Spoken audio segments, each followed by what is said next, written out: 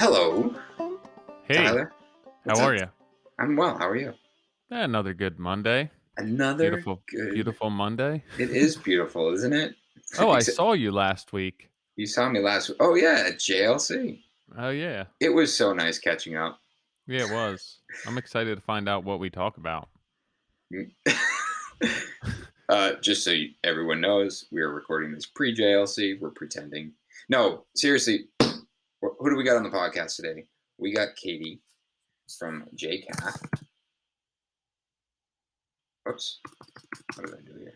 I just I don't know. It sounded like your audio just dropped out.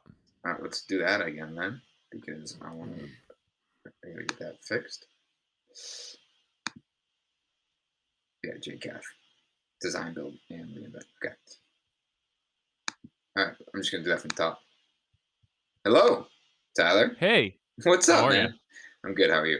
Nothing. Just reminiscing about how nice it was to see you last week.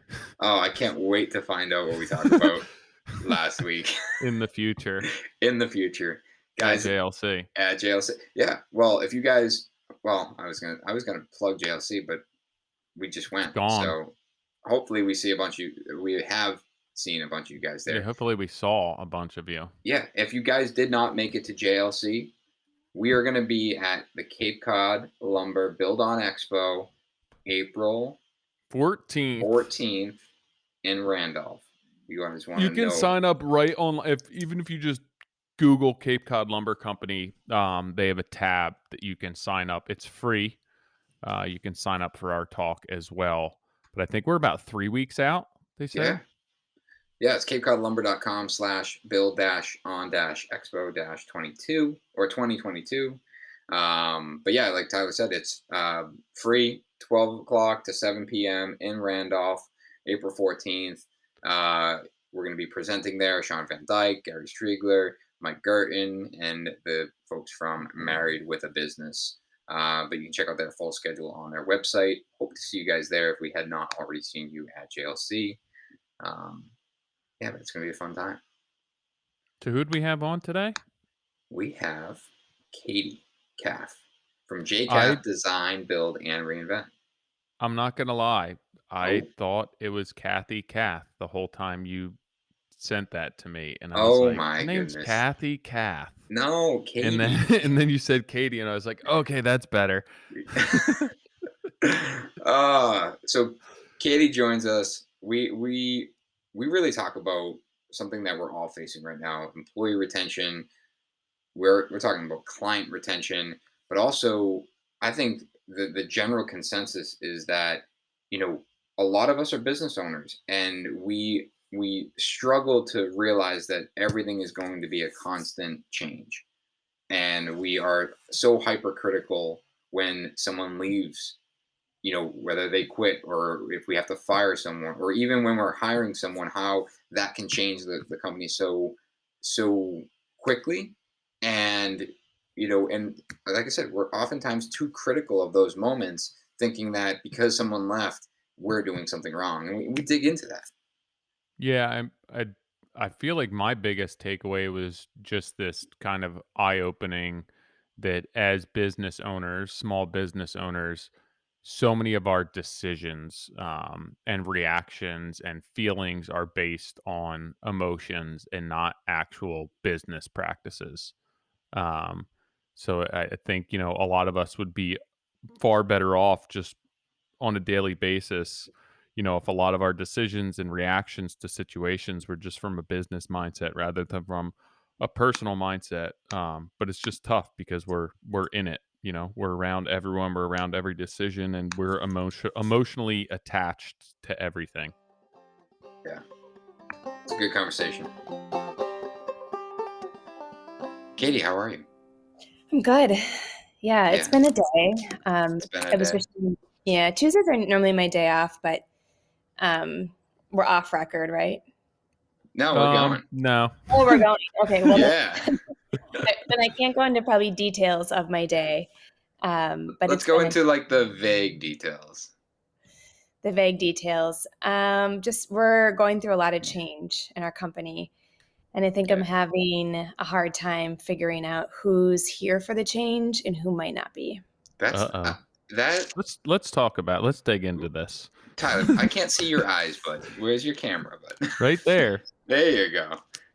Okay, this is I do want to talk about this as much as you're willing, but because I think this is my hardest thing, and I think that with hiring, firing, people quitting, it's this it's so personal. And Totally. and it's so frustrating where it's like, a couple of years ago I had a big conversation with the team, and I was like, listen, and I had it again this year, where it's like, listen guys, this is what I want. Because at the end of the, like, not to make this all about me, but this has to start with me. This is what I started this business. This is what my goal is, and my goal changes, and I have to make sure I'm communicating that, because there were times where I wasn't communicating what I really wanted to do as a builder. It was just like I was kind of going with the flow, and people were joining because they liked what they saw on social media, and then it's like, I had a great carpenter, and I sat in a room and I was like, listen, I'm going to switch, and he listens to this podcast, so yes, Tanner is I'm talking about you. But I talked about how, hey, I want to shift towards more modern. And that dude wrote me a resignation letter, was super professional about it. Was like, listen, I really respect what you're doing. I'm not interested in modern. And and that, like, that was I felt good about it. It killed me that he was leaving, but I felt like at that point I actually communicated what I wanted, and he decided to leave on what I would say really good terms. Mhm. Yeah, I think we're in the thick of it right now, where things are changing, we're growing. We're always evaluating if the way we're doing it is the right way. At what point is it do we rely on more employees versus more subs, or vice versa? If we get too employee heavy, then I think we're giving our subs more of a break, which is a little bit of what we're running into. And then, of course, just meeting client expectations and demands is so hard too. But I think you're right. I mean, we're a little vulnerable right now. So it's hard to say but you're right. We need to be really clear. This is what we want, which I think we're doing. But then kind of just absorbing that fear, right? That people might not want to be on that boat, and they can choose to get off if they want.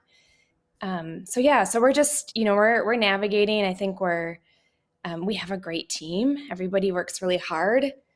But anyway, yeah. So I think it's the people part of what we're doing that it seems to be all consuming. And it's not just today, it's been the last few months of trying to figure out, do we have the right people in the right seats? And that's the other thing too. Maybe this role isn't right for a particular person or people. So can we reshift or rethink? We did have our most senior employee did put in a 2-week notice 1 week ago. So this is his last week. And that hurt. Yeah. It's like 2 weeks. Where are they going? So they're going to work for a custom home builder here in Minneapolis market. And from what we understand is just a very different job than what this employee has with us now, much less, I don't know, labor intensive. All of it makes sense. Totally. He deserves, he's at a time in his life where he deserves to probably work a lot less physically than he has been for us. So we don't disagree with the decision. I think we were just so caught off guard, and all of the change we're making and relying so much on our core team to help us, right, get to that next step, than to have one of those people leave in the midst of this transition. Timing is probably never right, but it feels like if you could pick a time, this definitely would not be the time. So it's an opportunity for us to reflect too. I mean, we're looking at, how could we have handled this differently? What could we have done in the months leading up to this to maybe prevent this from happening? What we didn't do was try to create a position for him to stay. Right. Yeah. So a lot of people have suggested that's probably a good idea, but I don't know. Even I think when somebody goes to leave, I guess I could equate it to someone breaking up with you, where it comes out of nowhere and you're like, wait, hold on. Like, what did I miss right now? Because you would like to think in a perfect world that you saw this coming. Like, yeah, I Mhm. understand. This all we knew this was coming.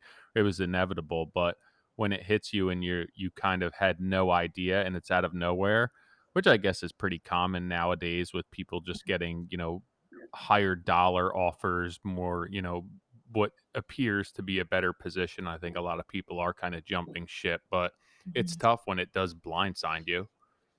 Totally. Yeah. And I mean, I don't know how I would handle it is not a fair equation, but I mean, we couldn't have probably said a month ago or when you put your resume out there, hey, I'm looking for a new job, kind of like the scenario, Nick, you shared. Yeah. And let me help you with this exit strategy. Let me, Right. if you guys can get someone in, I'll help train them. I don't know. There just felt like there were a lot of It, other ways to go totally. about it. And that, like, but for, like, you said, this is, if you had to pick a time, this would not have been the time for someone to leave. But for him, or not him specifically, but for an employee, like, this is a perfect time for them to leave. Where it's like, Yeah. listen, they're going through a massive restructure. I've been here X amount of years. Like, I put my dues in. I'm going to seek another opportunity. And that was, and but I think an important part is, like, that decision probably wasn't very easy. And just like breaking up with someone, it's like they went in, they had that conversation about the 2 week notice in their mind 100 times. And they were so committed to leaving, where it's like, I've been in a position where I've fought and fought and fought and fought to keep someone, and it, eventually just didn't work out. And and then in the moment I acted like, what the hell, like, that's, I'm completely blindsided. And then I realized I'm not blindsided. I was turning a blind eye to it. Like, I was like, no, you're not leaving. I'm going to make this work. I'm going to make this work. And and I've had the other side where it's like, I think more recently I've come to the realization is like, all right, this person has put a ton of thought into leaving, so I need to be supportive of that. But I need to maybe outline, here are the few reasons why I think you should stay, and here are the things that I could, offer in efforts to keep you on, our team. And and really focusing on, like, all right, what is it that makes us different? What is it that, what can you have here, instead of another opportunity? Or it's like, recently I just had a carpenter, he decided to, go off on his own. And I remember when I left my full-time job, my boss was like, hey, where are you going? And I'm like, oh, I'm going to start my own business. And they're like, oh, okay, that's cool. And it's like, as long as you're not going to a competitor, it was like, Right. it was automatically, they were okay with it. And Yeah. in this case, it's like, it's not like they're going to someone that is in your market and Yes. offering a different position. And it's like, it sucks. It's like, it's so, you're building this, you're building your whole business and your strategy around your core team, like you said. Oh my gosh. Isn't that it? That's it right there. Yeah. We're building it around the people we have, and then when the people starts to shift, it puts a lot of things into question. If the timing is right, what were we thinking? My father-in-law always tells my husband, I don't know if this is appropriate to say, but he always tells him, like, my son, you've got some big balls. And I Totally saw appropriate. him the other day, and I was like, I don't know. I think he's right. Because what we've taken on, what we're embarking on, it'll all be fine. We'll get to the other side. That much I know. But it feels really like, oh my gosh, Yeah. what were we thinking? It feels so personal. And Yes. I think there's a few things that at least I've learned here, is that, number one, you know this is an opportunity to create a structure, like, even as simple as, like, job descriptions that took us years and years to figure out how to actually put together. Right. And it's like, finally, like, we're in a position where it's like, someone reached out the other day, it was like, hey, I saw your ad for carpenter, what's the roles and responsibilities? Here you go, here's a Google Doc. This is what I'm expecting of a carpenter. This is the pay scale. And that way, I'm not sitting here trying to, like, reinvent it. So it's an opportunity where it's like, you really can start building process around who these people are. And not that you don't want to treat them as people, of course, like, that's the culture side. But there is an operation side of what we're doing, and there needs to be structure behind it. But a conversation I have a lot with, some of my core team, and as I say that, I'm like, man, it would really suck to lose any of them. But we talk a lot, is like, the Jocko Willink. I don't know if you're familiar with him, Navy SEAL guy, talks about leadership. And in that book, he talks about having, he's a Navy SEAL. It's like, it's all about extreme ownership. Like, they left because of you, and what can I do to be a better person? But what we talk about internally is that, you know are we building, if we want to be the best, are we hiring the best? Do we have the right people on our staff? Like, are we truly all quote unquote Navy SEALs, or do we have some people that aren't Navy SEALs? But the bigger question is that okay? Like, is it like you said, early on, is like, is everyone buying into what you guys are building? And and those that might not be, like maybe the people that they're here because they get paid well and they like it and it's fine, but they're not about the vision of the company. The question for me is like, well, is that okay though? Like, are they is do I want those people on staff? And to me, I fight back and forth where it's like, yeah, if they're happy, they're making good money, they're going to be here, like they're reliable. Why do I need them to be a Navy SEAL? And then the other side is like, well, because I want to, we want to be the best. So like we need people that not only want to, make good money and come to work and enjoy it, but that breathe this stuff and go home and like sweat the details and come in and be like, I'm gonna do that again. I'm But gonna make that better. I think a lot of that has to do with how much you're investing in your employees. If you have somebody who just shows up and goes through the motions and they're getting paid and they're happy with doing that, that's one thing, but you're probably not, throwing a ton of resources at them and investing in them. I think, and then it's like if they leave, they leave. They're doing their duty. It's fine. They're replaceable. I think when you start investing in someone and taking time aside from your day to kind of put towards that person and really throwing a lot of resources at people, that's when it kind of behooves you to make sure those people stick around. Yeah. Guys, this podcast is brought to you by Duration Molding and Millwork, your new favorite siding and trim made from boral fly ash products, siding, moldings. We've talked about this almost for a couple years now. Keith has been a great partner of ours, but recently we've talked about the mitered and the lapped corner siding.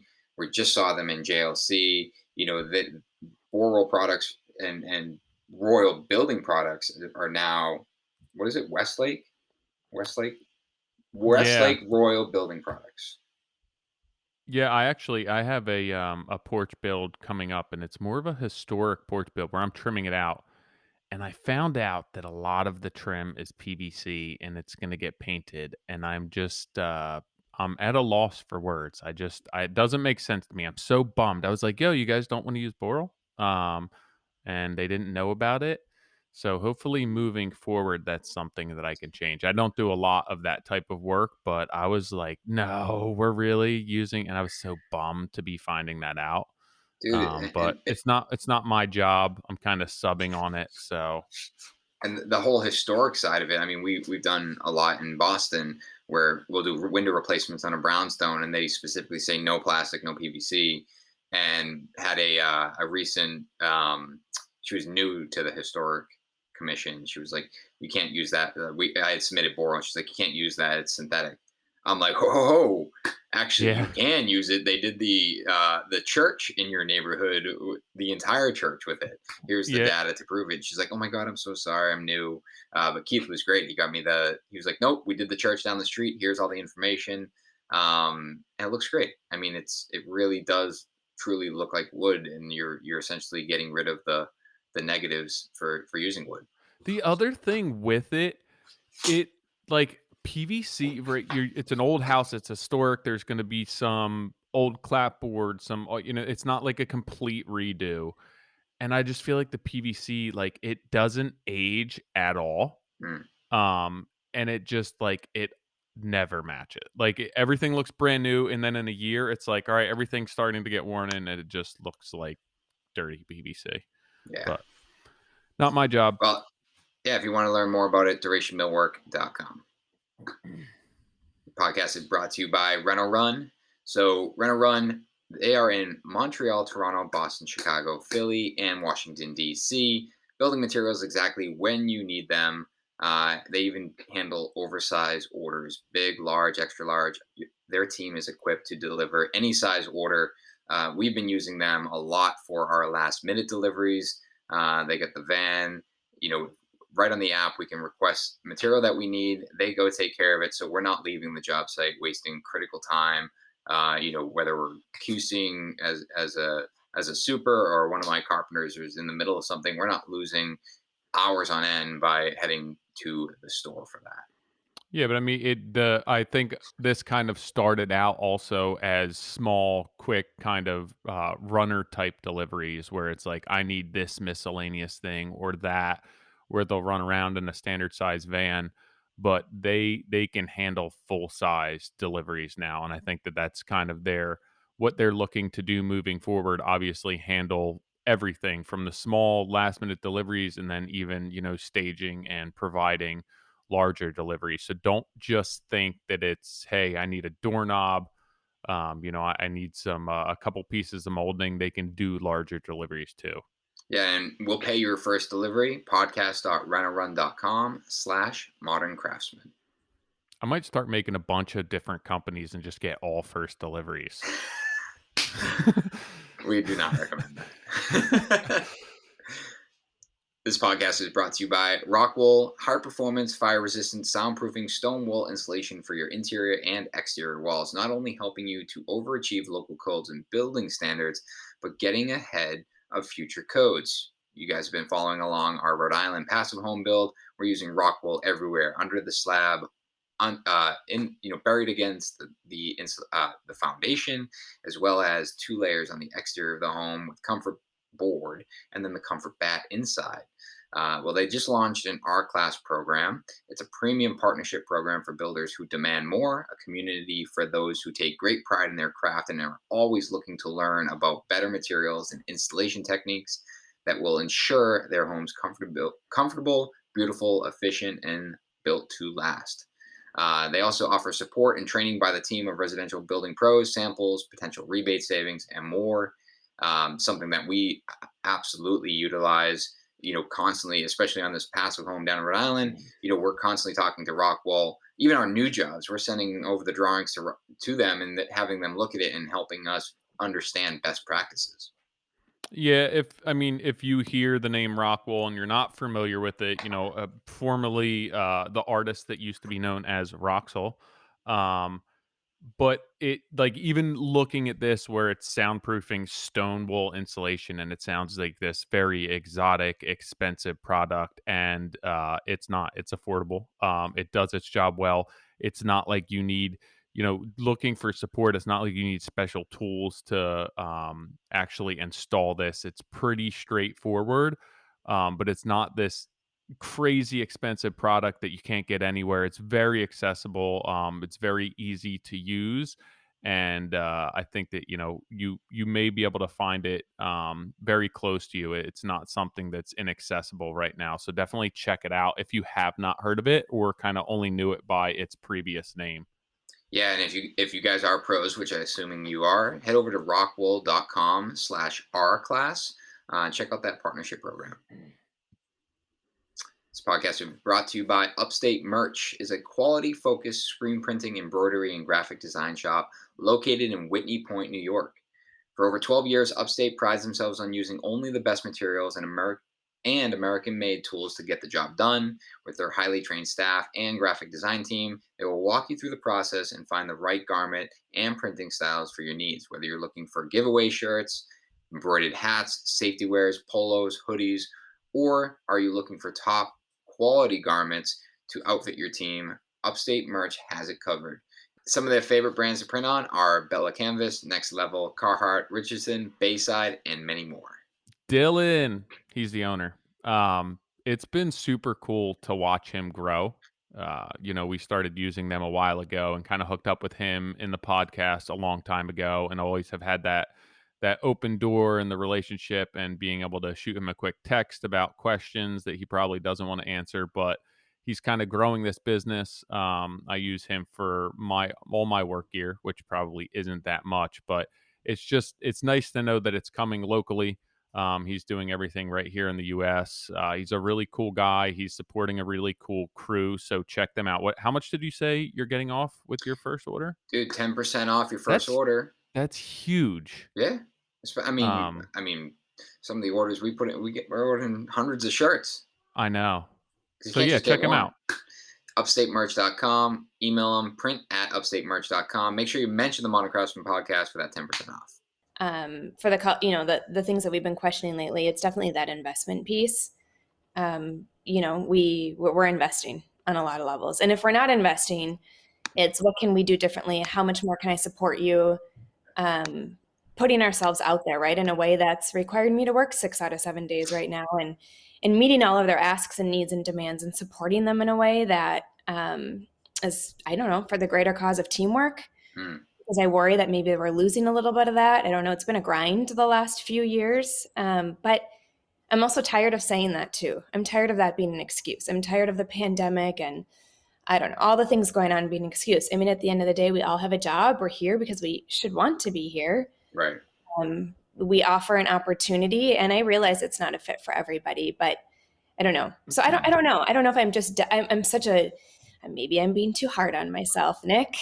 If someone wants to stay with, I'm so far out and so far removed from, the corporate and like the job market and all that stuff. But I know my wife just took a new job, and I kind of am looking at it from that point of view, where if she was content where she was, or she was happy where she was and fulfilled where she was, and there were a few issues she had, when an offer came across her plate, she would have then kind of gone to where she was currently working and said, "Hey, this is the opportunity that's on my plate.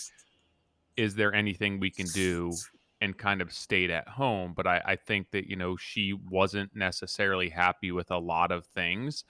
And I don't think she gave them that opportunity. And I can kind of relate to that, where it's like if somebody's happy where they are and there's this job of a lifetime that comes across their plate, or this opportunity that they think, I would think that they would go to their current position and say, like, "Hey, this is what's happening.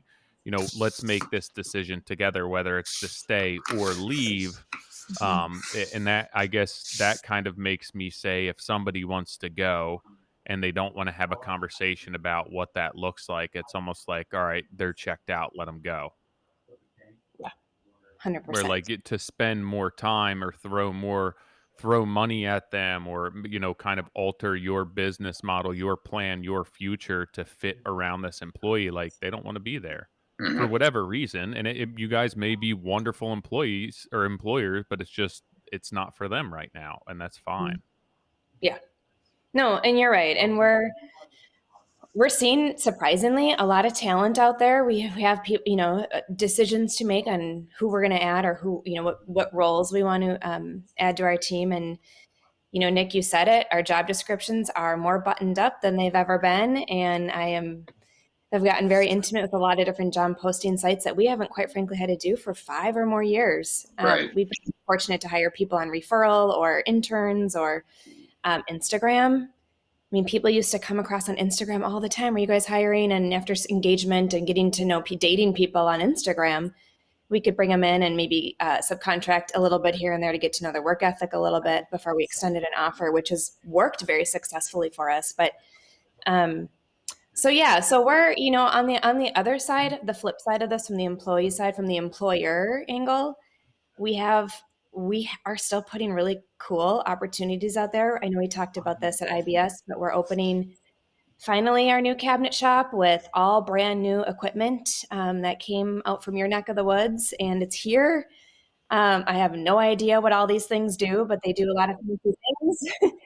And our my husband and his crew are so super excited for it, and we're ready to crank out some cabinets and get going and see some really cool things come to life that we have been a little bit limited in the past. Um, so yeah, I mean, I don't know. There might be some new energy that we're bringing into the fold, and maybe not in place of, but in addition to the team that we currently have, Right. which could help. Maybe, I think we need to think about our reorganization a little bit too. Are my husband and I in the right seats? Yeah, and going back to something, when I said that you're so critical, that wasn't meant to be, an insult. It's part of being an owner. It's like we're all, and so many people that are listening to this, we're owners and we own this business. And when something doesn't go the way we expected it to, when you lose a job, I just got a call yesterday that they're going to pause moving forward on a job that, I had probably invested couple thousand hours into at this point, and it's like you go home and it's like you question everything. It's like, man, like, what did I do wrong? Like, could I have done something better? Like, and same thing with employees. Someone leaves, and it's like, what did I do wrong? Like, why? My business is shit. Like, I don't got my stuff together. He's gonna go tell this new employee all my dirty laundry, and it's like, no, man, this is just part of it. It's like this will consist. This will always be changing, and we have to, and we have to adapt to that. And I think that we're so critical because when it changes off the course that we thought it was going, like we feel almost as though we're not in control. Yeah. And that's scary. And then it's fear. And then fear starts to drive decision making. And then you're making Right. decisions out of fear. And then It's you like, take hire him, and you have no idea who this guy is. It's like, we just need someone to put right. it in place.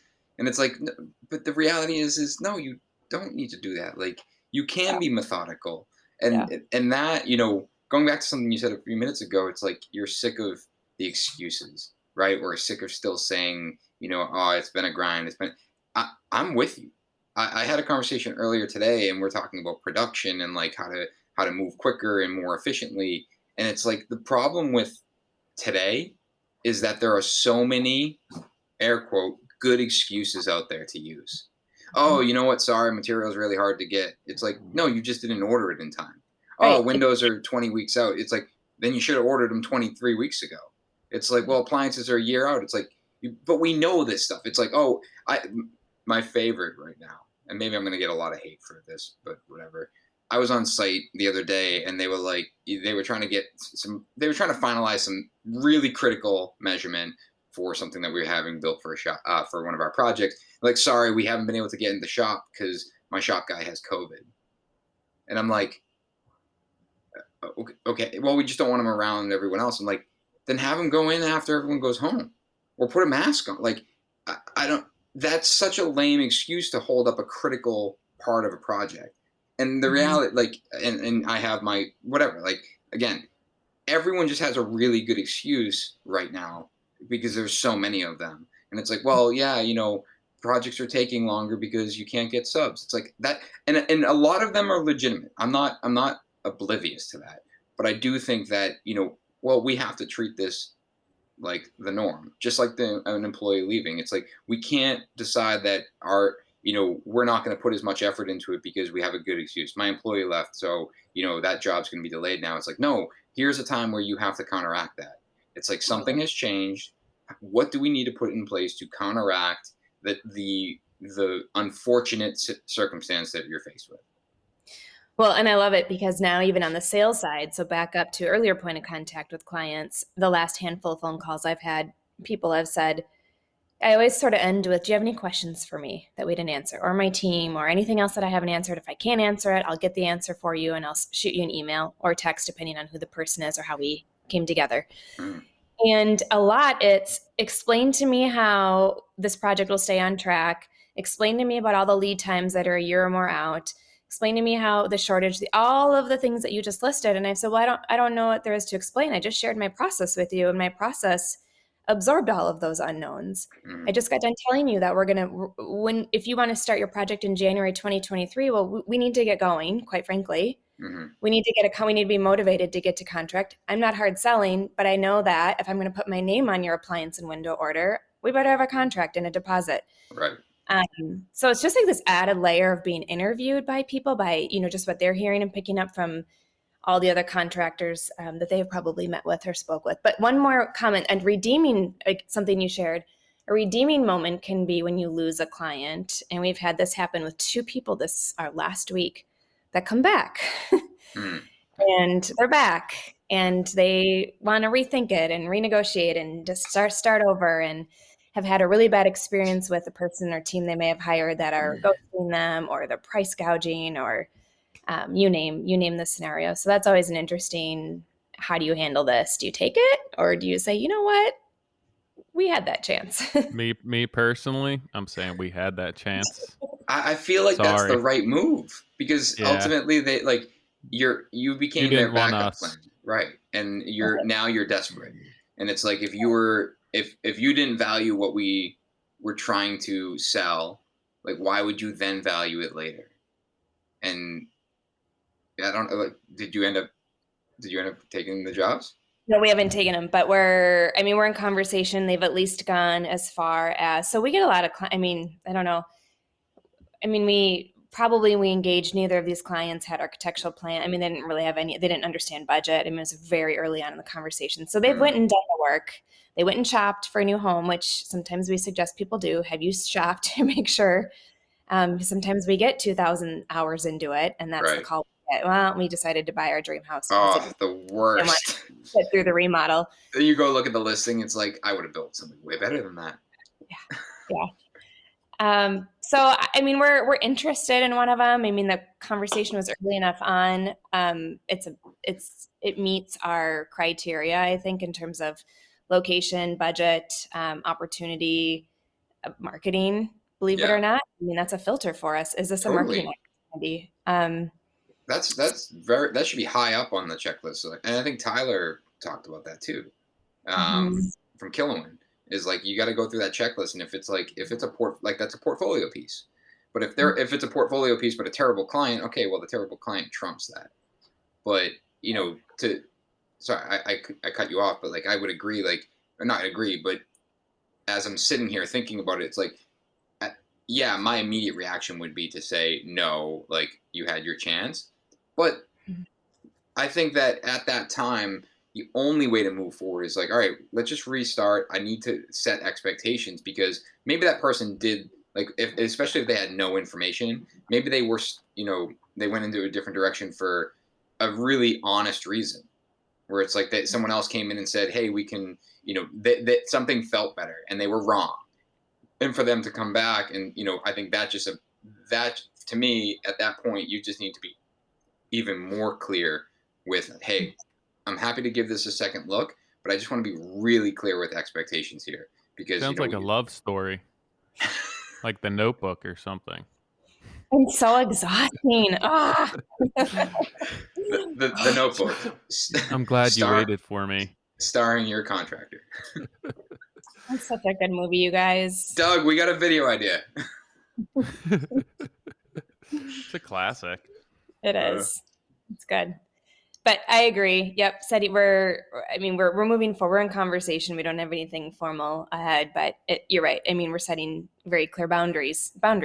yeah, that's a Um, better word. yeah. Of what we're, and we're meeting when it works for us, not next week. It might be in a month from now. And the project won't start in 2022. It's, can they wait until 2023 when we need the work? Hmm. Uh, so we'll see, but it feels good in the moment, I guess, to get that in your box, to kind of, I don't know, feather in I your think it's cap. validating Hmm. that you're doing because anytime that somebody goes elsewhere, or you get declined, rejected, whatever it may be, you do, like we were talking about earlier, you do start questioning, hey, are we doing everything right? Is our process dialed? Why didn't they stick with us? And then to see them kind of have that awakening and come back and be like, hey, listen, we should have gone this route in the first place. It's like, yeah, okay, we are doing things right, Hmm. but it is something just to kind of be wary of, where it's like, why'd they make the decision they did in the first place, and why are they now back kind of knocking on our door? It's a tough situation. I guess it is like you can relate it to the employee where it's the grass is greener on the other side type thing.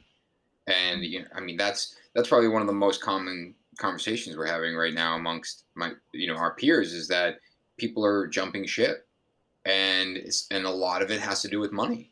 And contractors, builders are desperate for people, so they're paying a lot of people a lot of money, and they're putting a lot of other, especially smaller contractors, at risk because it's like in order for me to keep this person, I have to pay them a lot of money, like a substantial amount of money. And I've been in that position where it's like, you have to figure out, like, does this financially even make sense? Like, I know, like, do I have a growth path beyond that? Where it's like, all right, if yeah, I'll offer you that, but then what is the next 2, 3, 4, 5 years looks like? Like, can I effectively bill that rate, 5 years from now? I had actually just written kind of before when we were talking about that you're not going to get any sort of deal on an employee right now, and it's just No like way. construction. Like there's just no deals to be had. You're not going to get somebody where it's just like, oh, they really want to come work. Like everyone has their demands right now, and everyone wants to get paid, and everyone can get paid right now. I think But the challenging part for us is that all of us are pretty small companies, so we have these close relationships with our employees, and now it's more of like a corporate format where people are like, hey, can you pay me more? And it's like, if this is just about the money, but then you look in corporate world and it's like, well, I got an offer, will you counter offer? But a lot of times, like, you don't know the people at the top, you don't know the owners of the company, so now it feels so personal because we're just so small, when at the end of the day, like, this happens every day in every other business. Just with us, it seems like it's a little bit closer to the heart. Yeah, you nailed it. I mean, it's personal, it's vulnerable, it's sort of puts everything into question that we've already said. I think that's really a really great insight on. But like beyond, like even beyond that, Tyler, you're saying you're not going to get a deal on an employee, which the flip side is like we shouldn't be wanting a deal. Like going back to the comment about the whole Navy SEAL mentality, or if we want to be the number one, it's like you got to hire the number one, and you got to find a way. Like us as owners, like that's always been a real big focus of mine. It's like I want to remove the money aspect from why someone works here, and that's hard because it's like number one, it's like you have there is a market for everyone. Like everyone has it. Someone's cell phone just dinged. Um, but every market has like a max of what someone would pay for a builder fee or for a carpenter. So there is that ceiling, but at the same time, it's like for us, like all right, well, it's our job as owners to figure out how to sell a premium. If we can deliver a premium and want to be a premium, then we should be hiring a premium. And it's the same thing with subcontractors. And I've said this before, where it's like you hear about like, oh, we're a high end builder, and then they sell a $10 million home, and then they turn around and they go bid it out and figure out who can do it the cheapest. It's like you just sat across from a table from the client and sold them on hiring you at a premium, and then for you to turn around and then go find the lowest bidder to get the job done as profitable as possible. Where it's like, what about if you only turned around and then went and said, who's the best person that can paint this house? Who's the best person that can frame? And it's the same thing with our people. It's like, I want the best people on our team, and there is the financial side of that. And we talk about the culture in our companies. We talk about how important that is, and really, that is just a gateway to get more people interested, to get to the conversation of can you afford me, or can I afford you? Mm-hmm. Where it's like I want you to be attracted to what we do from work and culture, and then from there let's figure it out. Because I have the same conversation with everyone I sit down with, where it's like, listen, I want to understand what your goals are. If I want to know what you want to make. If you come in here and say I want to make $250,000 a year, I'm gonna say no, but but I'd be interested to figure out, like, all right, how could you make $250,000 a year doing whatever here? It's like let's work together. If that's your lifelong goal, is to be a project manager that makes $250,000, let's back into that. Let's talk about what would it actually take to get to that number? What would it actually require? And maybe that is obtainable, but it can't be. It can't just be coming like, hey, I want to make $250,000 a year because the market, everyone wants me on their team, but so I can demand a ridiculous salary because, sorry, my closing part of that is like, you get to a point where it's like, all right, yeah, everyone's fighting for these people and paying a premium and taking them away from some of these good builders. Is it sustainable, or are they doing it for the immediacy? And then when something changes in the market, or they decide that they don't want to be in business, that person is now a $250,000 a year PM, and he's then goes back out into the marketplace, and no one can pay that. Well, and how much in house? I mean, it's a potentially substantial pay increase from what maybe the position allows. How much better? How much I don't know, greater quality of life can you really have by I mean, at some point you're in the house you're in, you're driving the car you want to drive, you're traveling where you want to travel. I mean, if you're constantly seeking this $250,000 job, are you finding happiness there? Like, did your house get bigger? Do Right. you have 3 cars now instead of 2, or could we have found the job that was right, Right. growing, learning with a team? Well, and I back up a little bit because I think about probably all of us in the room do what we do because it's what we enjoy doing. Mm. And I have that expectation on my employees, and I probably need to shift that a little bit, but I expect that they're here, be it working with me or someone else, doing what they want to do and what they really enjoy doing. And so if we can establish that foundation, then I think we have a lot of places to go. And I've had that recent conversation with our team of saying, I want every single person in my company to be making at least 6 figures. Right. I 100% want that for every single person, but I can't make that money for them. Exactly. And That's the that, thing. yeah. I can't go do all the sales for them. I can't set up all the design meetings, the contracts, review things with attorneys, all the back and forth, manage the marketing, carve out time to have lovely conversations such as this, do all the client interfacing, go onto the job sites, take, document, record all the things, and then sit down and be handed your punch list because you need me to go find someone to hang bathroom accessories. Right. I mean, so when people want a raise or they want more money, I just had this conversation with a younger guy who I'm friends with, and he said, looking for your advice, I want to make more money at my job, like being that my boss basically just passes that cost to the customer. Am I justified in doing so? And I think, there's people where you look to get a raise after being with a company for a certain amount of time. And I think it's not just time, or even, that you're committed to that company. It's that you've gained experience while you're there. So like if you were there for a year, you should be more productive now. You should be more efficient now. You should have a greater skill set, less mistakes. That's where that kind of pay increase comes from the time that you've invested. It shouldn't just be like, I'm doing the same amount of work as a year ago. Now give me more money. It's no, like you're a better employee, you're more well-rounded, you get more done in a day. So, there's less mistakes. So now we're going to pay you more. And the conversation I had with him was, if you want to make more money, you need to make your boss more money, because like your boss isn't just going to pay more money to you because you want more money or you want a house or you want an apartment. You have to make them more money. So have the conversation with your boss as a small company. Hey, I want to be making X amount in the next year.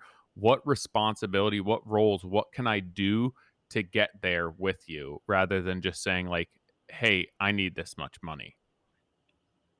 Amen. All right, let's wrap it up. Yeah. No, it's great. I feel like everyone that was listening to this just had the same facial reaction that Katie did, and Katie was like, literally looked like, oh my god, Tyler hears me.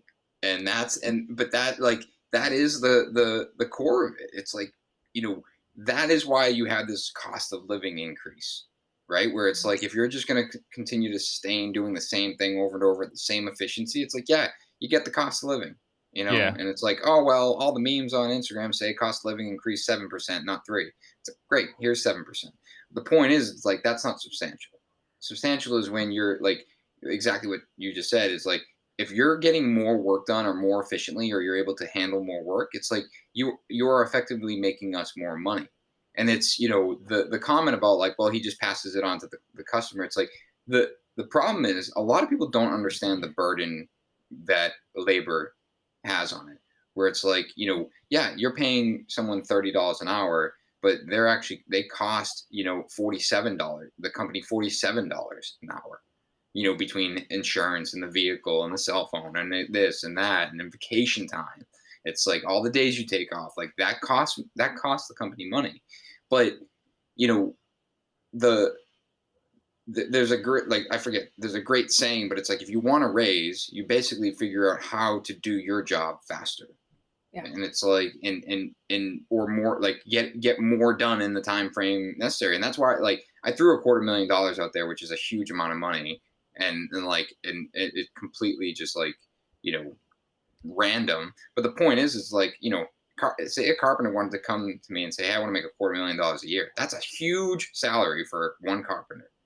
But it's like if that carpenter came in, if he was Spencer Lewis and he was just flying through homes with interior trim, Spencer's gonna listen to this and be like, "Nick's gonna offer me $250,000." The We have point, a lot. my point is like he is someone that has driven himself to systemize everything, where He's he can be, grown. and he's grown, and he can, and he has figured out how to put more work in place in less time, and Yeah. that's part of it. Like simply put, yes, he's grown, and like he has figured out how to improve and self improve. And when someone like him works for a company, when he self improves, he improves the business. The business becomes more profitable, and a good owner will notice that and say, "We are more profitable because this person is better at their job now." And because we're more profitable, I want to share that with that person. Yeah, I mean, if there's no growth there from year, X to X plus one, like you said, Nick, it's we'll pay the cost of living increase, and we understand you're being loyal, which there's something to be said for that. But if there's no growth and there's no willing to kind of get to the next level, and you're just showing up and going through the motions, it's like just because you've been with us for 2 years doesn't necessarily mean I should be paying you more money. Just you're doing the same amount of work as you did 2 years ago. Right. And that's in I think that's where this is the thing. This is what I struggle with from like a bonus structure. And I've asked this question to I don't know how many people. And I'm like, I'm trying to remove the emotional decision making out of it. And it's like, and everyone says the same thing. It's like you can't. Like like bonus, like it's always going. There's always going to be an emotional aspect of it where it's like I want a structure, and they're like it doesn't work because someone within that corporation it won't work for. Like it's someone's going to get shafted where someone gets a bigger bonus because the numbers say so. And it's the same thing with like a raise or even getting to a salary to begin with where there's a lot of emotional aspect to it. And that's going back, Katie, to like these job descriptions. And when you start outlining these job descriptions and having some measurable you know items on it where it's like KPIs, key performance indicators, like if you can actually measure against the success of the tasks that that person is responsible for, you could effectively build some sort of report card and be like, yeah, you got an A+ on everything. You get a $10,000 bonus for that. Where it's like, listen, like I know for the last 2 months you've been crushing it, but in my mind, like you're an A+ student. But I do have to look back at the 10 months before that, and yeah, that job is come and gone, but you weren't really performing that well. And you are showing that you are improving, but I can't give you the 10,000. We're gonna come in like whatever 4,000. I have no idea. The point is like when you start outlining it and being able to measure it, it gives you the opportunity to let them basically come into that meeting knowing where they stand. Yeah. Do you You think know, it is small business owners that were just a little too close to our employees to be like making those decisions? I think there's times where I, I think that there's oftentimes decisions made solely based on the emotional side where it's like like you said, Tyler, it's if there was someone in between or if this was corporate, there's structures in place to deal with this stuff. And I'm not saying it's better or worse, it's just there are some times where it's like that decision was made based on your emotional A relationship with bit, that yeah, person. like but it's those bigger companies and corporations. It's ran like a business, and like the fact that we're making decisions based on emotion is not necessarily a good business decision. If you're more detached from that, that's not probably not how we want to run our companies, but it really is a thorn in our sides because if you're there and you're that close, you're gonna have emotional, there's gonna be emotional impact of all of those decisions. And you look at these bigger companies and they're detached from it. And it's like, oh, so that person got this bonus and you didn't? Tough shit. Nobody cares. Like, go get another job. Which isn't how we want to run our businesses, but it just being that close to all of your employees and having these emotional and personal ties to all of them, just it further complicates what we do. It's like just worrying about customers and the work isn't enough. Now you have this family that works for you and you're so concerned with helping everyone, and it's like, you probably end up just putting yourself last all the time. all the time. Yeah, I used to stress out about my kids' stocking stuffers, and now I stress out about end of year pay and bonus structure and reviews and expectations. We're starting to align ourselves with more professionals to help us as well. I don't know about having the conversations, but ideally, when the timing is right, I would love to bring in a consultant to, I don't know if it's an audit, but to even just sit down with all of our team one on one. Because there is information. I don't care how great things are working, how much fun we had the day before at work. There are just things they will not feed Mm, to me, and it could be it could be empathy on their side where they don't, maybe they don't want to share that with me because they don't think I need to know, or they don't need to put that burden on me, or they want to keep stress off my plate, or it's hard, right? It's hard for people to have to look at their employer and share some angst and in fear that it might affect a pay or a bonus or an increase, or no matter how often I put it out there that we have an open door policy. And I would so much rather talk and work through what might not be working than run the risk of, because the investment that you make in employees, I would rather continue to reinvest until it no longer makes sense than to have to cut the tie and start over, especially in today's market. But you, and I'm not really answering your question, Tyler, but Nick, when we were also on that panel at IBS, I had sort of closed with the idea of delegate to elevate. And I said it, but I hadn't thought about that phrase in a while, and it has consumed me since mm, then. And so we've been talking about that a lot, just sort of on a leadership side. And then we've extended that conversation out to our team and have really challenged them to think about, especially in all the reviews that have since happened in the last several weeks. What are 3 ways? Let's just throw them on the table now. We don't have to stick to them. But what are 3 ways that you can delegate to elevate yourself within your own position? And it's not working harder, it's working smarter. How can we be mhm. more efficient? How can we free up time to take on another job or to take on a project manager, get off your job site and go help somebody else who might need you for a half a day or a full day? And I've been really surprised at how hard, if not impossible, that question has been for people to answer. I bet, because they Yeah. don't, for so many reasons. Just like number one, being on the spot of like, what am I like? What should I be delegating, or like I'm doing everything I should be in order to Yeah. be the best I can. Yeah.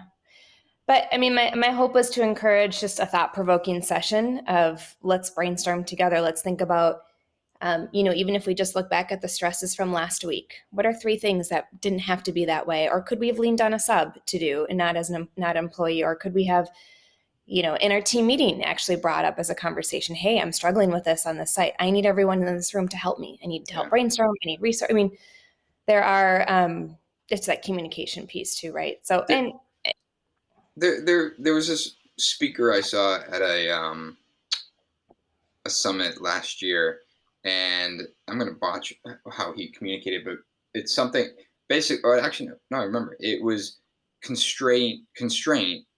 You know, uh, births. I don't know. Basically, creativity is birth around constraint. And when you set constraints, like people are more creative. And he goes on to tell this story about how this. I'm going to tell it really quickly, but how this farm during the pandemic essentially was going to lose 70% of their revenue because they could no longer have visitors, and they like it was like a goat farm or something like that, and basically brought everyone into a room and said, listen, here's the situation, and you have until Monday to come in with an idea on how we can make up 70% of our revenue. Like, and he got the whole company, like the laborers on the farm, like everyone. And someone came in and said, what if we like it was when Zoom was starting to blow up. He said, what if we start crashing um people's Zooms with a goat? And people would think it was super funny, and like just see where that goes, and like maybe we'll go viral or something. And the short story is that, you know, go to meeting, and I'm sorry, they created this website called goat to meeting, so people could log in and basically, hey, I'm having a Zoom meeting, come crash my meeting, here's $20 to do it, or something like that. And it was like, and all this money goes to supporting our farm. Go to meeting ended up partnering up with them and blew it up, and they made like $1 million in like a very short amount of time, crush their revenue projections. And it was one of like the laborers on the farm that came up with the idea. And it was because there was the constraint. It was like this is detrimental to our company. Like you need to like we need creative thinking here. This is and this is very real, or we will have to lay people off and shut the business down. And that constraint, like makes people think differently.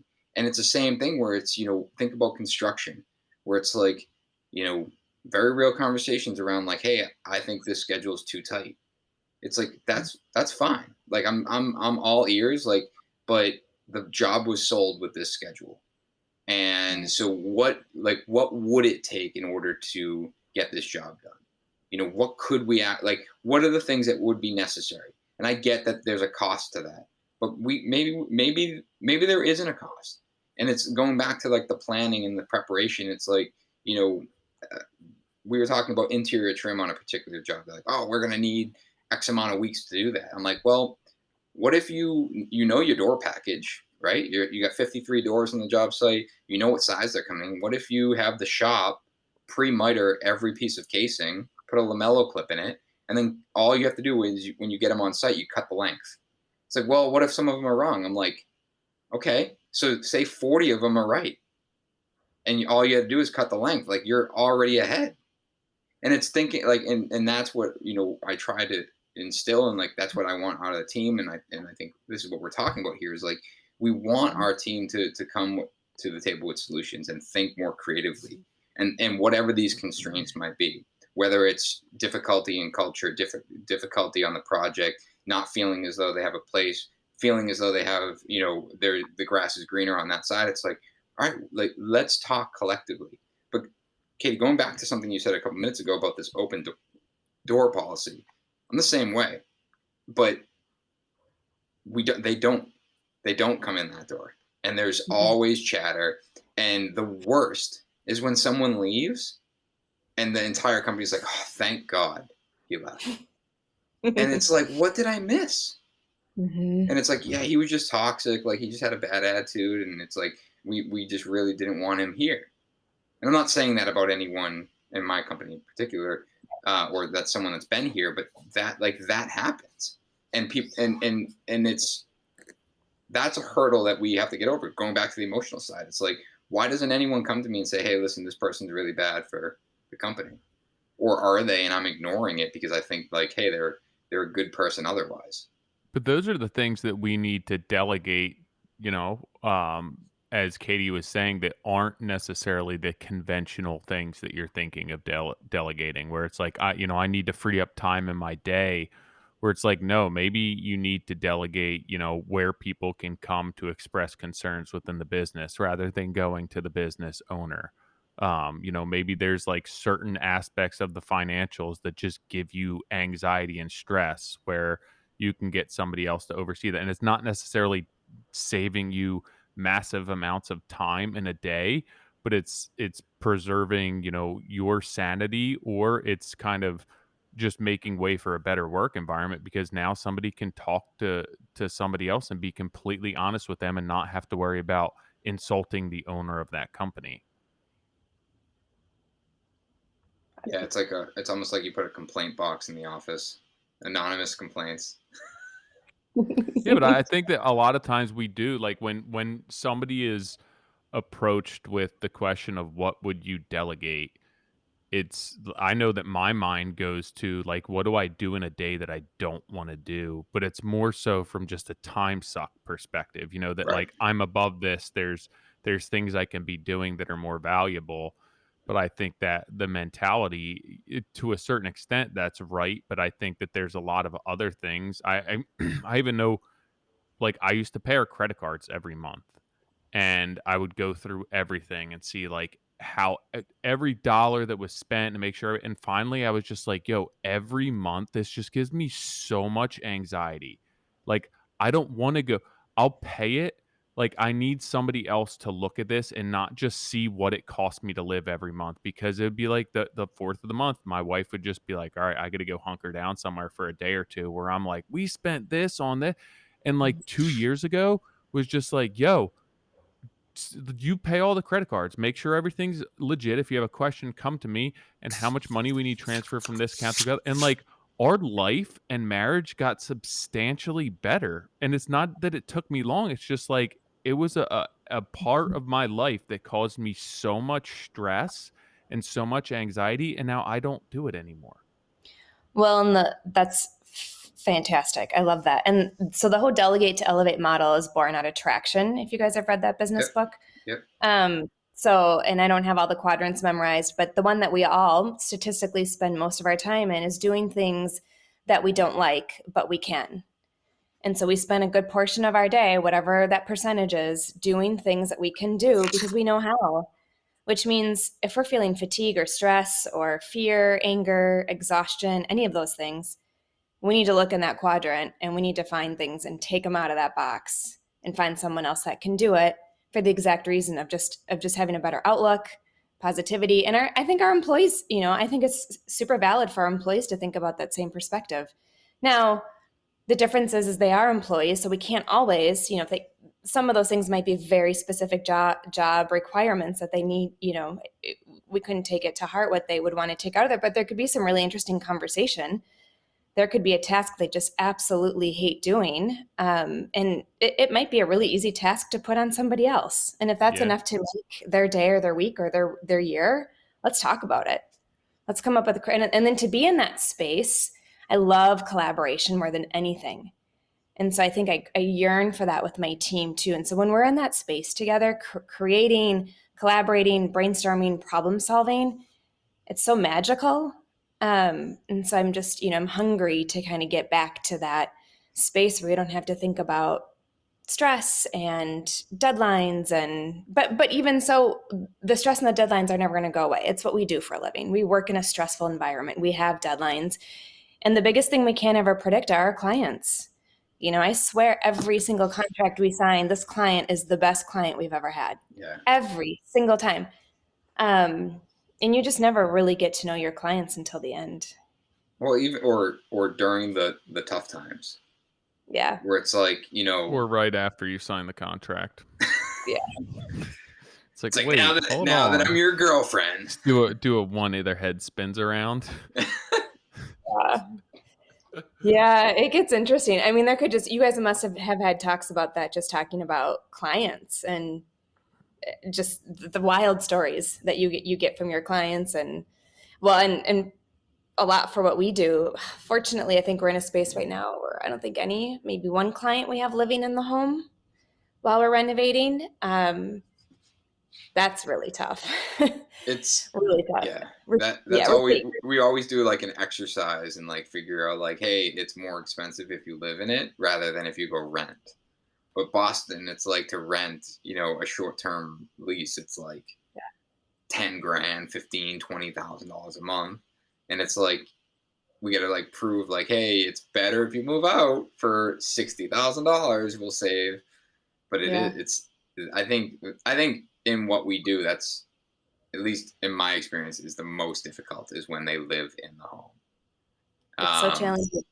It's the process that they don't see, right? I mean, you can come in, we've come in the next day and we've had clients blue tape, painter marks. It's like, well, guys, the painters weren't done. If you looked on the schedule, they were only here for one day. I mean, they've got a couple of weeks of work ahead of them. Give if they're doing it to the paint, they're doing it to a lot of other processes. We had a client years ago who actually we've become friends with, but I can't imagine any of our clients are listening to this podcast. I could be wrong. But every step of the way, he came every single day after work to check on the process or the project. And every day he questioned everything, and we had to stop, go on site, answer his questions, put him to ease. Right. And how do you have that conversation where it's like, listen, I didn't budget for this. I've had one client in a similar situation where they were checking in, and I'll never forget. He was like, hey, I noticed that the recessed lights aren't installed in your paint, and you plastered the ceiling. I'm like, yep, we're doing all old work in that. And he's like, not the way I would do it. I would install new. I'm like, all right. With all due respect, you hired us for the end result. You didn't hire us for the process. You didn't hire us because we were going to install new construction cans instead of old work, or that we were going to drill them in with a hole saw after the fact. like you're questioning our process, and now it's taking us time to answer this. Where it's like, let us finish the job, just like someone blue taping first coat of paint. It's like, of course it's first coat. Like, wait till I'm done, and then we'll have a discussion. That's the same butthole who's gonna come in and be like, "Oh, I want to move this light over 6 inches," and it's like, "Oh, well, luckily you have a remodel box up there now, rather than like one that's mounted to the freaking framing." Right. Mhm. Yeah. The same butthole. Well, yeah, It, and we finally have. I mean, we've just have finally gotten language around it. You know, we ask our clients, of course, in a very nice way, but they need to learn to trust the process. Right. And the constant questioning and renegotiating is not trusting who we are, what we do, and this was years ago, but I think before our business has evolved some, and now I feel like most of our clients are coming to us have a very good idea of the work we do and the level of quality and the aesthetic, and they've already bought into that. Thanks to Instagram and social media, it's really helped just kind of hurdle the trust piece to what we do. But every once in a while, we have to say, there's this phrase, and it's called trust the process. Let us do our thing. mean, that's the nice thing about kind of the scale that I am. A lot of my customers are return customers, and we're doing work, in different portions of the house. So I kind of, even if on one job I eat it and I spend way more time managing that customer, I know going into the next time that I kind of have to put systems in place to either charge for that, where they know that if I'm on the job, I'm on the clock and they're paying for it because their questions are way more concise, and there's way less of them when they know, that they're paying me hourly to be there. And you kind of have to learn with each customer. And I think when you get into the bigger, a house build or larger remodels, a lot of times you're not having as many return customers, so one bad customer can really do a lot of damage. And there are some takeaways, but not necessarily takeaways that you can implement towards every customer moving forward. It's tough. I don't think one's better or worse. But yeah, managing customers is another tough part of our job. Yeah. One of the least fun parts of our job. I mean, they can be good, but it's just like it's the same thing. We're too close. The point of contact is just too close, and there's a relationship there, and you end up doing things based on emotional decisions rather than just, hey, this is a business decision. Do you ever think about a 5-year goal, or maybe it's a 10-year goal or 20-year goal where you're still running and owning the company, but maybe from afar, or you stop into the office once or twice for meetings I think about and it. I yeah. and there's definitely times where I've sat down and try to write it down.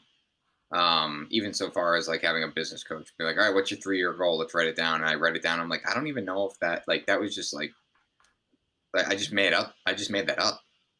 I remember him Yeah. asking me like, what's your 3-year goal for revenue? I was like, 18 million. He's like, all right. He wrote it down. I'm like, I don't know if that's right. He's like, just write it down. And I'm not sure what the context around that is, but I think it's interesting to think about that, and just really, because it starts when you do write it down, and when you start kind of like dissecting what it takes to get there, you realize how much work or how little work you need to do to actually make that achievable. Yeah. I think it's difficult, um, to ask a small business owner that, because we enjoy being immersed in it and like kind of putting ourselves through the punishment. So I know there's a lot of days where it's like I want to step back and be out of this, but at the same time, like being knee deep in it is the reason why we get up every day. So it's Mhm. really hard to think, 3, 5, 20 years, whatever it may be. How am I going to pull away from this? Is that something that I really want? Hmm. Yeah, I mean, I think I don't want my job to be easy. I would get bored with that, but it would be nice to like only do the things that I have the most fun doing. Easier. Mhm. Easier. I want to get Well, more done in a day. yeah, and have some of I mean, for me, I think about not necessarily pulling away. I'm sorry, I don't think that's me, but maybe it is. Might Dinging. be. It feels like it's notifications coming up on your computer. I know, but I don't have anything coming up. I don't know. That's all Hmm. right. Well, Anyway, you got a meeting in 3 minutes, so I know. Well, actually, it's in 15 minutes and I have to drive across town, but like every other meeting, I'll just text, I'm running 10 minutes late. Um, what was I going to say? I think about having, a portion of every day or 5 days a week, whatever that is, doing something that really fuels me related mhm, to this type of work, but not having it be a grind yeah, from sun up to sundown every day. I really would love to just have, maybe it's one client meeting. It might just be one phone call. right, This podcast might have been the thing for today. right, Um, and kind of to the point of removing yourself a layer or two from the people. Um, not having to be so involved in the accountability piece and the rewarding, the financial reviews, so that truly, when I see my employees, and not that I don't feel this way about them now, but all it is a level of appreciation. mhm, Because I've had those jobs before. When the owner came in the building, you were like, oh, wow, the owner's here. This is cool. And you had a healthy, fun conversation and you felt honored to work for that company and that person in some cases, not always. But I was perfectly comfortable doing my day to day with some other manager or some other person mhm, that was very competent and capable. mhm, That probably had a great relationship with the owner of the company. Anyway, I don't know. I mean, again, I don't really have the plan written down either. My husband's turning 50 in a couple of weeks. So we're talking about this a lot because, he looks at his peer group, who are also very successful, but in different, not that they work any less, but it's a different effort, right? I mean, sure, there's one's an eye doctor, owns an insurance company, they're a couple business owners, and then others have worked, at this point now, 30 years for General Mills, the Fortune 500 companies. They've got stock and retirement options. They don't even know what to do with all the money they've made right, in the last 30 years. And so it's hard to not compare yourself to, okay, well, now what? totally. They're all talking about retirement. I mean, retirement's in their foreseeable future. And so we're kind of thinking about that too. Well, how do we retire? I don't know. Yeah, I had this conversation last week. I don't think I ever will. Like, there's no part of me that looks forward to not working. Yeah. And I'm not saying that I'll do the same thing or build houses for the rest of my life. I think in general I will quote unquote build houses for the rest of my life, but I don't know. There's no part of me that's like, yeah, I can't wait till I'm 65 so I can stop doing this and go doing something else. I'd rather build my life to sustain work and everything I want to do on a personal level, like travel. Yeah. Yeah. Great. Speaking of traveling, you have to go across town, Katie. Yep. I'm headed across town to help a client finalize some furnishings for their new home. So we're going to get those on order. And then I'm off to take one of my kids to the dentist for a filling. But Ooh. I told her so. That's fun. Yeah. Well, Katie, I appreciate you coming on, even if it was short. We'll have to have you back on because I feel like this conversation could totally keep going for another hour. But we do appreciate you coming on today. Yeah. And thanks you guys for having me. It was fun. It was good to talk it out. I feel good. Good, Yeah, thanks so awesome. much. Have a good Okay. day. I feel like Katie started that podcast thinking we were going to talk about something totally different, and, Yeah, and and we we didn't. didn't even like talk about her I don't even think we mentioned her company. No, but we can plug that in the beginning of the podcast, or we would have plugged that in the beginning of the podcast. Um, I think, but it's such an interesting market right now, and I think that's the whole employer retention. Now it's customer retention. All of these things, it's just you know expectations right now. And again, I don't want to be the one that uses excuses, but that's the thing. It's like there are so many good excuses as to why people aren't performing or people are jumping ship, and it's like it, how many of those decisions are being made for the immediate gain and not reflecting on what could be long term. I also think that a lot of the ways that people operate and have operated for so long in the past won't fly today, but they're continuing to go down that road and make excuses where it's like, maybe you should audible. Yeah, Like maybe you should begin to adapt because nothing's going to change.